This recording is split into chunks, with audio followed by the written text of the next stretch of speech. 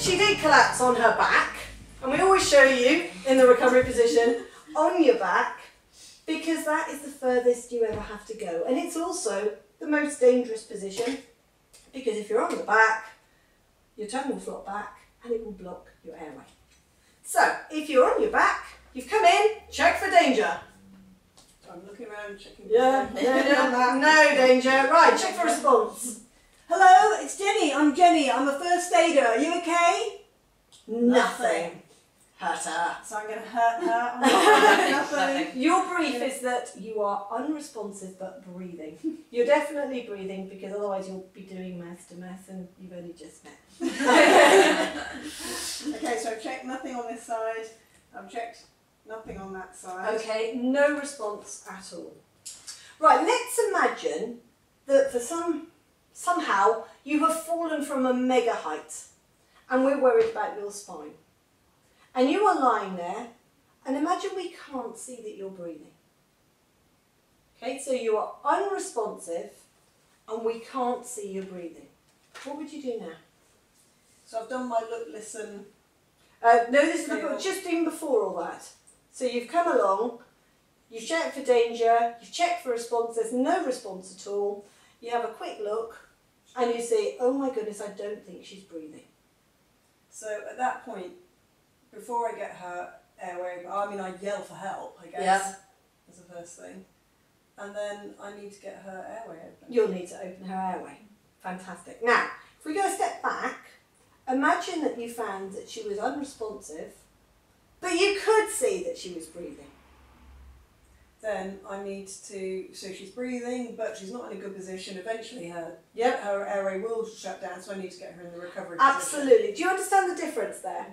Because if you're worried about the spinal injury, then why tilt the head and lift the chin if you don't have to? So if we can see that you are unresponsive, but we can see that you're breathing, then there's no need to do that because the airway's open. So you're absolutely right. That situation, you would roll straight into the recovery position. If we can't see that you're breathing, you then have to tilt the head and lift the chin, which we can do. Okay, so if you tilt the head and lift the chin. Okay, so she's not breathing, so I'm going to Put 2 fingers under her chin. 2 fingers under her chin. 1 hand on the head. And So just on the bony part of the chin there. And all the way back, if you help as well. Okay, all the way back there. Now you need to put your cheek above the mouth and nose. Look down the body, look, listen and feel to see if you're breathing. And in real life, you'd have a little look in her mouth as well to see if there's anything that was in the way. Okay, so you look, listen and feel. Fantastic, she's breathing. So taking the tongue off the back of the throat was all that needed to happen to allow her to breathe again.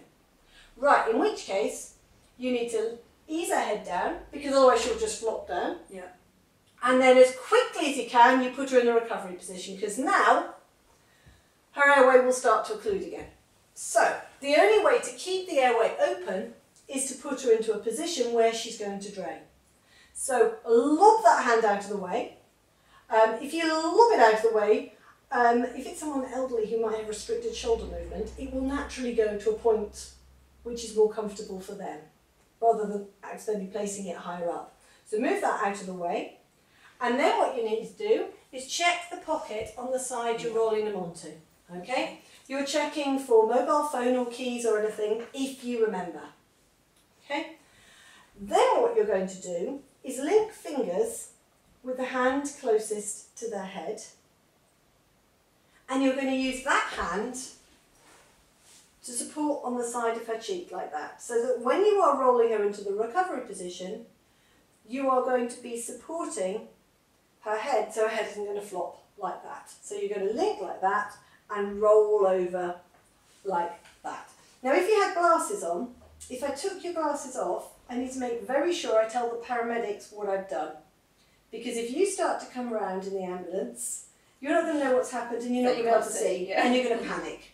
So rather than just shove them in a bag, tell them what you're doing, okay? So you support one hand like that. With the other hand, you're going to lift that leg up. Now legs are really heavy, and if you can, go from the outside of the leg. Because if you go from the inside, that leg can very easily flop out and dislocate the pelvis. And the whole point is not to make anything worse.